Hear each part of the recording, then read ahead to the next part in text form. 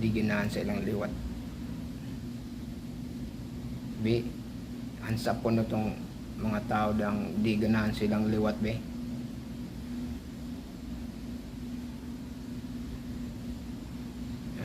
Di pa mahansap ni sila. Wating nga nila sila kasabot. Anong kaingon ko nga di ganahan silang liwat.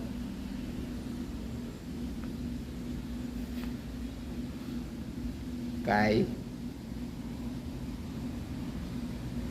ang ilang anak gibiyaan niya ning ipon sa layong babae nga nay anak. Di nagana sa ilang liwat. Tumpak.